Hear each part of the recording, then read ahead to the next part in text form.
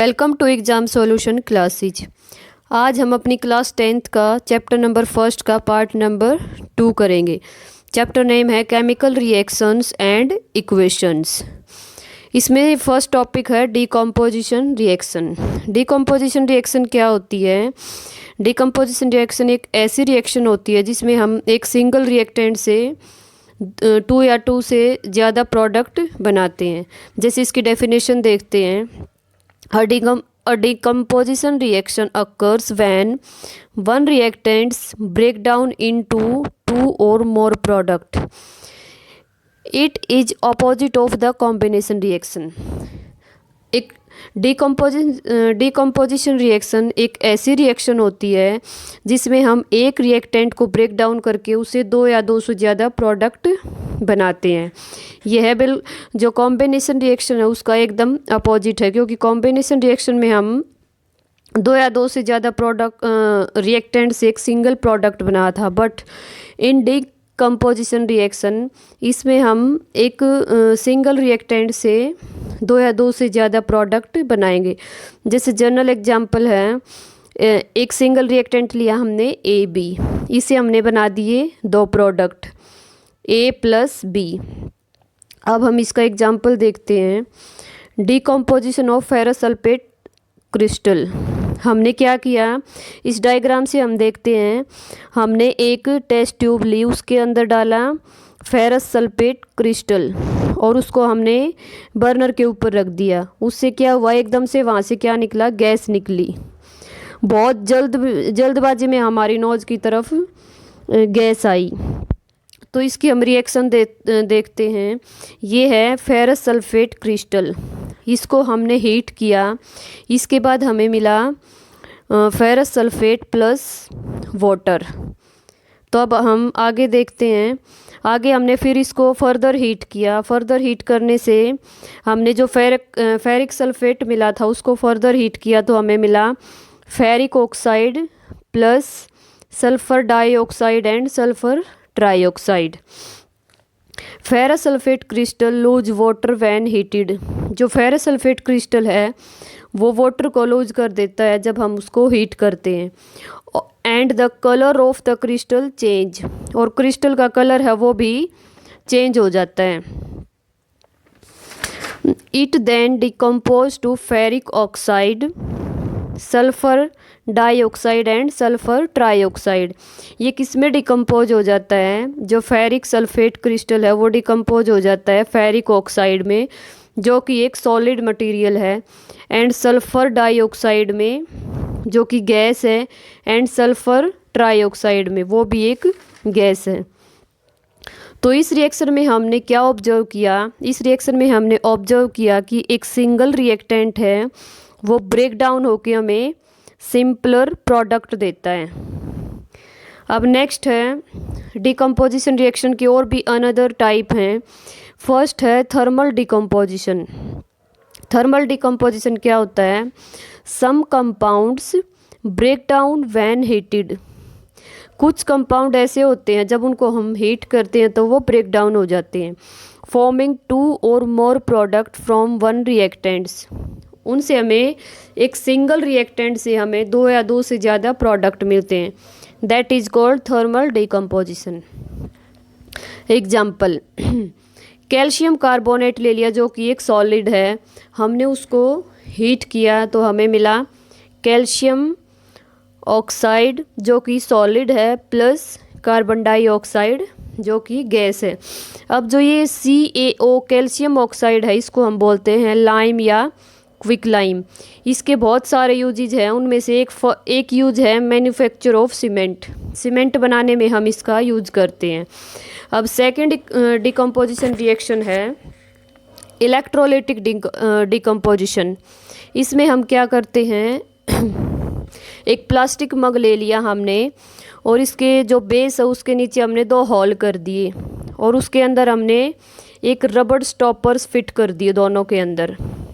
उसके बाद हमने इसमें 2 इलेक्ट्रोड्स लिए, वो इलेक्ट्रोड्स डाल दिए जो कि हमने ये प्लास्टिक मग लिया था इसमें होल किए थे, उसके अंदर 2 इलेक्ट्रोड्स फिट कर दिए। उसके बाद हमने जो ये इलेक्ट्रोड्स हैं इनको एक 6 वोल्ट की बैटरी के साथ कनेक्ट कर दिया, एक एनोड के साथ, एक को कैथोड के साथ। फिर हमने क्या किया, इस मग के अंदर हमने पानी भर दिया, इतना पानी भर दिया जितने कि ये इलेक्ट्रोड हैं उसके अंदर डूब सके। उसके बाद हमने इसमें फिर लाइट दी, इसको करंट दे दिया, स्विच ऑन कर दिया जिससे इसके अंदर करंट चला गया। और हमने क्या किया, 2 टेस्ट ट्यूब ली, उनको इन्वर्ट करके इलेक्ट्रोड के ऊपर इन्वर्ट कर दिया। उसके बाद हमने फिर ये जो बैटरी ली थी यहाँ से, इसको स्विच ऑन किया और इसको करंट दे दिया। करंट देने के बाद क्या हुआ, करंट देने के बाद यहाँ से बबल्स बन गए, क्योंकि जो हमने जो टेस्ट ट्यूब इसके ऊपर इन्वर्ट करके रखी थी उन्होंने वाटर को डिस्प्लेस कर दिया, जिससे वहाँ की बबल बन गई। अब हम इलेक्ट्रोलिटिक डिकम्पोजिशन की डेफिनेशन देखते हैं। When electric current is passed, when electric current is passed through an aqueous solution of a compound, जब हम एक एक्वस सॉल्यूशन के कंपाउंड में इलेक्ट्रिक करंट पास करते हैं तो वहाँ होता है इलेक्ट्रोलिटिक डिकम्पोजिशन। फॉर एग्जांपल, जैसे हम इलेक्ट्रोलिसिस ऑफ वाटर, वाटर का इलेक्ट्रोलिसिस करते हैं, वाटर का फॉर्मूला होता है H2O। उसके बाद इसका इलेक्ट्रोलिसिस किया हमने तो हमें मिल गया हाइड्रोजन प्लस ऑक्सीजन। ये थी इलेक्ट्रोलिटिक डिकम्पोजिशन। अब नेक्स्ट है फोटो डिकम्पोजिशन। फोटो डिकम्पोजिशन की डेफिनेशन है, photo decomposition is a chemical reaction in which a chemical compound is broken down by photons। Photo decomposition reaction एक ऐसी केमिकल रिएक्शन है जिसके अंदर हमने जो केमिकल कंपाउंड लिया था उसको हम ब्रोकन डाउन करते हैं बाय फोटोन्स, या फोटोन्स को हम लाइट भी बोलते हैं।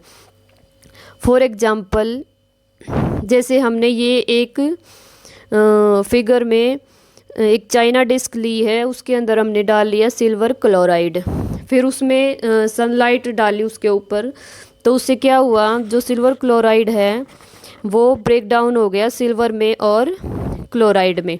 तो भी एग्जांपल है, when silver chloride crystal which are white in colour are kept under sunlight they turn into grey colour as it loses chlorine gas.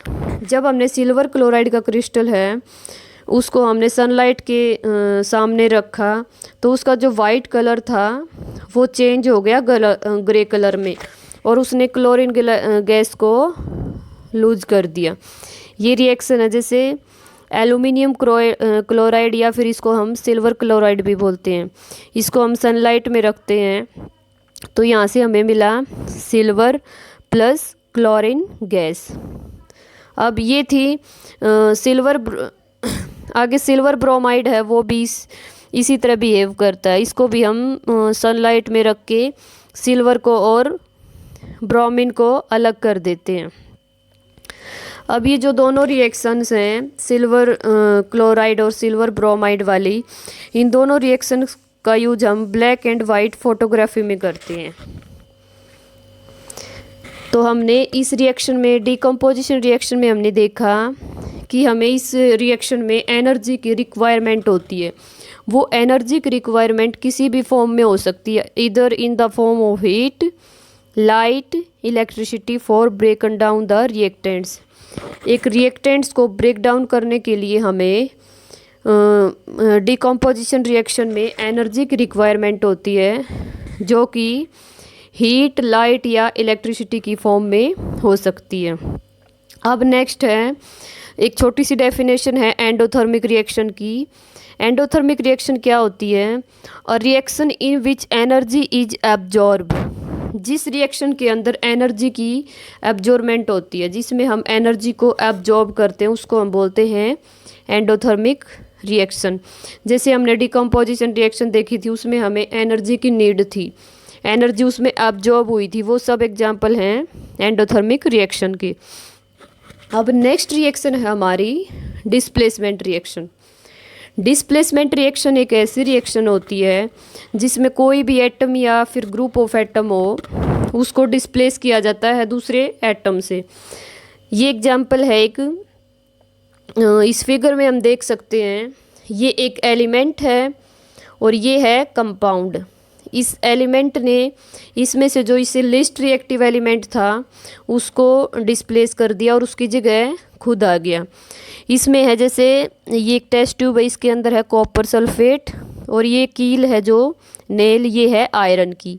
इसने क्या किया, आयरन ने कॉपर को डिस्प्लेस कर दिया और उसकी जगह खुद आ गया। अब हम इसकी डेफिनेशन देखते हैं। A displacement reaction is a reaction in which an atom or group of atoms present in a molecule is displaced by another atom, that is called displacement reaction. Displacement reaction एक ऐसी reaction है जिसमें हम atom या फिर group of atoms लेते हैं जिसको जो दूसरा एटम है वो डिस्प्लेस कर देता, उसी को हम बोलते हैं डिस्प्लेसमेंट रिएक्शन। अब इसका एग्जाम्पल है आयरन प्लस कॉपर सल्फेट। इसमें रिएक्शन हुई तो हमें मिला आयरन ने कॉपर को डिस्प्लेस कर दिया, क्योंकि जो आयरन है वो है मोस्ट रिएक्टिव कॉपर से एज कंपेयर टू कॉपर। तो इसने कॉपर को डिस्प्लेस कर दिया और खुद सल्फेट के साथ आके आयरन सल्फेट बना दिया और कॉपर को डिस्प्लेस कर दिया। ये एक रिएक्टिविटी सीरीज से पता चलेगा, जो कि हम चैप्टर नंबर 4 में पढ़ेंगे कि कौन सा लिस्ट रिएक्टिव है, कौन सा मोस्ट रिएक्टिव है। तो in this reaction iron has displaced और remove another element copper from the copper sulphate solution. इस रिएक्शन में हमने देखा कि जो आयरन है उसने कॉपर सल्फेट के सॉल्यूशन से कॉपर को डिस्प्लेस कर दिया और उसकी जगह वो खुद आ गया। एंड जो कलर था आयरन नेल्स का, जो कि हमने फिगर में देखा था, वो ब्राउनिश हो गया और जो ब्लू कलर था कॉपर सल्फेट का वो भी फेड हो गया। तो ये थी डिस्प्लेसमेंट रिएक्शन। अब हम देखते हैं double displacement reaction. Double displacement reaction है those compounds in which two compounds react by an exchange of ions to form new compounds are called double displacement reaction. Double displacement reaction में हम 2 compounds लेते हैं reactant की side. उसमें से first है वो एलिमेंट होना चाहिए और उसके जिसके साथ हम उसको मिक्स करते हैं वो कंपाउंड होना चाहिए। उसमें हम नहीं सॉरी बोथ साइड कंपाउंड होना चाहिए। हम दोनों साइड कंपाउंड्स को मिक्स करते हैं रिएक्टेंट साइड में। तो उसके बाद क्या होता है, एक कंपाउंड है वो दूसरे कंपाउंड के एक एलिमेंट को डिस्प्लेस कर देता है। इसको हम एग्जांपल से देखते हैं। जैसे ये एक जनरल एग्जांपल है, कोई कंपाउंड है AB और सेकंड कंपाउंड है CD। इसने क्या किया, जो A है इसने C को डिस्प्लेस कर दिया और ये D के साथ आ गया, और B है इसने क्या किया, D को डिस्प्लेस कर दिया और ये C के साथ आ गया। तो इसका एग्जाम्पल है sodium sulphate plus barium chloride. तो इसमें जो सोडियम है वो क्लोरीन के साथ आ गया और बेरियम है वो सल्फेट के साथ आ गया। तो ये डबल डिस्प्लेसमेंट होगी, क्योंकि सोडियम क्लोराइड बन गया और बेरियम सल्फेट बन गया। इसमें बेरियम ने सोडियम को डिस्प्लेस कर दिया और उसकी जगह खुद आ गया, और सोडियम ने है वो और सल्फेट ने क्लोरीन को डिस्प्लेस कर दिया और उसकी जगह खुद आ गया। तो हमने इसमें क्या ऑब्जर्व किया, you will observe that a white substance है बेरियम सल्फेट, यहाँ 4 आएगा, which is insoluble in water is formed, जो कि वाटर में इनसॉल्युबल है वो हमें मिला। This insoluble substance is known as precipitate. इस इनसॉल्युबल सब्सटेंस को हम क्या बोलते हैं? Precipitate. Any reaction that produce a precipitate can be called a precipitate reaction. कोई भी रिएक्शन है जिसमें प्रेसिपिटेट मिलता है हम उसको प्रेसिपिटेट रिएक्शन बोलते हैं। तो यहाँ से हम देखते हैं कि प्रेसिपिटेट की डेफिनेशन क्या है। The insoluble salt that falls out of the solution. Precipitate एक ऐसा सॉल्ट है जो कि इनसॉल्युबल है और जब हम सॉल्यूशन बनाते हैं तो उससे फॉल्स आउट होता है, उसको हम बोलते हैं प्रेसिपिटेट। ये थी डबल डिस्प्लेसमेंट रिएक्शन। अब है न्यूट्रलाइजेशन रिएक्शन। न्यूट्रलाइजेशन रिएक्शन क्या होती है? A neutralisation reaction is a chemical reaction. Neutralisation reaction भी एक केमिकल रिएक्शन है जो कि किस किस के बीच होती है? एसिड एंड बेस, और हमें देती है सॉल्ट एंड वाटर। यहाँ एक्ट्स की जगह आएगा acid and a base that forms a salt and water. General example है, एसिड के अंदर हमने बेस को मिक्स कर दिया, दोनों के अंदर फिर रिएक्शन होगी तो हमें मिला सॉल्ट प्लस वाटर। जैसे HCl है एक एसिड और जो ये सोडियम हाइड्रोक्साइड है ये है बेस। दोनों की रिएक्शन हुई, हमें मिला सोडियम क्लोराइड जो कि क्या है? एक सॉल्ट प्लस वाटर। ये थी न्यूट्रलाइजेशन रिएक्शन। अब आगे है रेडॉक्स रिएक्शन, जिसको हम बोलते हैं ऑक्सीडेशन और रिडक्शन। इस रिएक्शन में हम क्या करते हैं? इस फिगर से हम देखते हैं। फिगर में हम देख पा रहे हैं कि हमने एक चाइना डिस्क ली है जिसमें हमने कॉपर का पाउडर डाल दिया और उसको एक बर्नर की हेल्प से उसको हमने हीट किया, तो हमें क्या मिलेगा? एक कॉपर ऑक्साइड मिल जाएगा। तो हम देखते हैं रिडॉक्स रिएक्शन क्या होती है। The reaction in which one substance gets oxidise and another gets reduce is known as redox reaction. Redox reaction एक ऐसी रिएक्शन है जिसमें एक सब्सटेंस तो ऑक्सीडाइज हो जाता है और दूसरा सब्सटेंस रिड्यूस हो जाता है, उसको हम बोलते हैं redox reaction. For example, C is oxidise to carbon monoxide. Carbon monoxide में है सी ऑक्सीडाइज हो जाता है। क्यों हो जाता है? बिकॉज उसके अंदर oxygen is being added, oxygen add हो जाती है।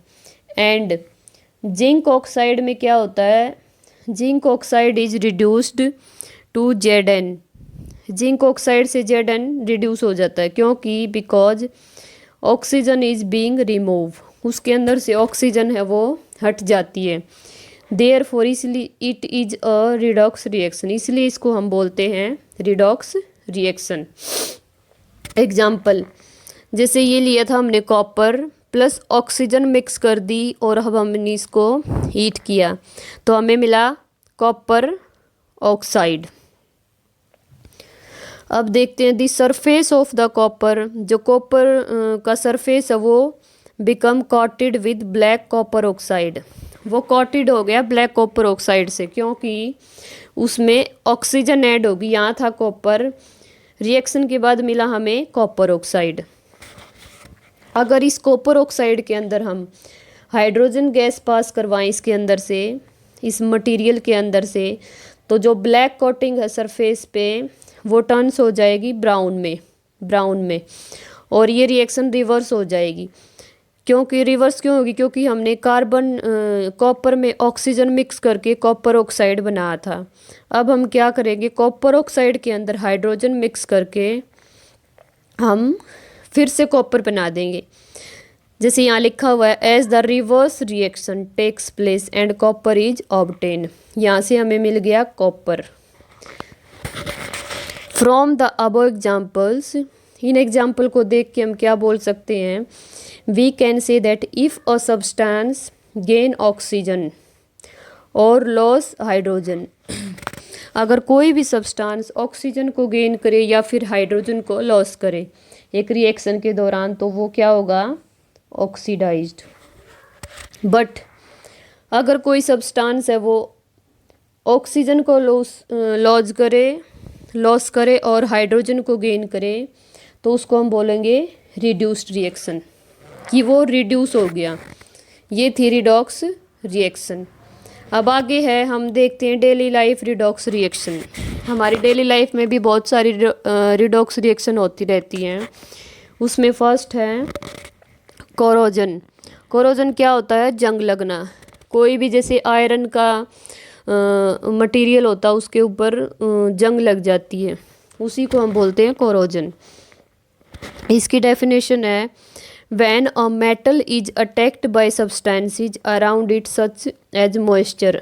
जब एक मेटल अटैक होती है किसी सब्सटेंस के द्वारा, जब उसके चारों ओर मॉइस्चर हो या फिर एसिड हो, तो वो जो सब्सटेंस है वो कोरोड हो जाता है। तो इसी को हम बोलते हैं corrode. It is said to be corrode and this process is called corrosion. और इस प्रोसेस को, जो ये कोरोड होने की प्रोसेस है, इसको हम बोलते हैं corrosion. Corrosion cause damage to car bodies, bridge, ships etc.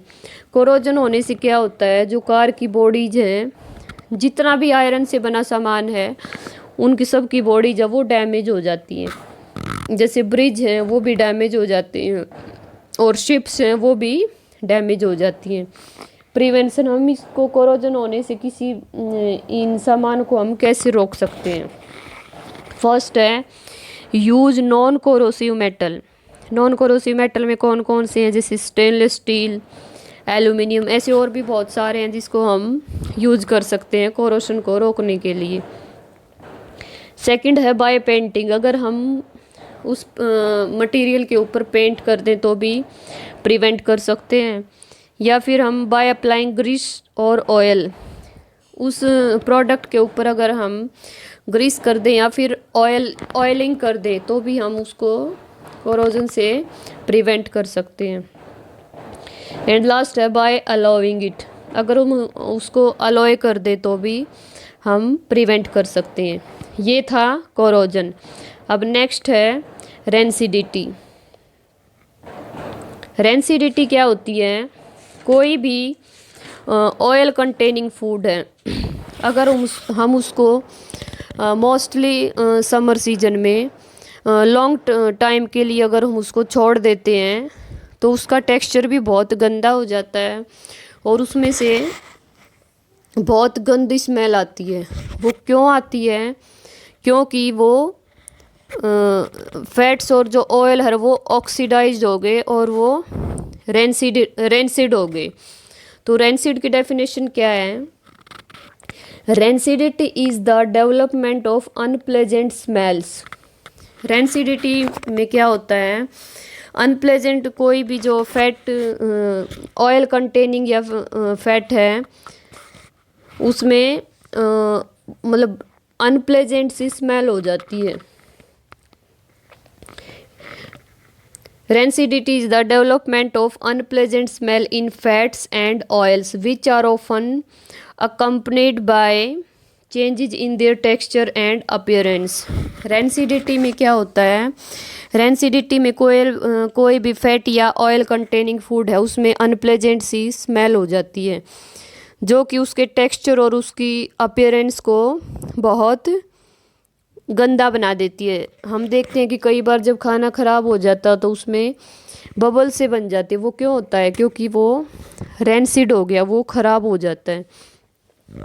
तो इसको हम प्रिवेंट कर सकते हैं। प्रिवेंट कैसे कर सकते हैं?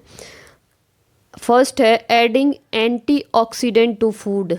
अगर हम फूड में एंटीऑक्सीडेंट डाल दें, कई फूड देखते हैं हम उसमें प्रिजर्वेटिव डालते हैं जिससे कि वो ख़राब नहीं होते। जैसे हमने वो चिप्स का पैकेट देखा, चिप्स के पैकेट के अंदर नाइट्रोजन गैस भरी जाती ताकि वो जो है वो ख़राब नहीं हो।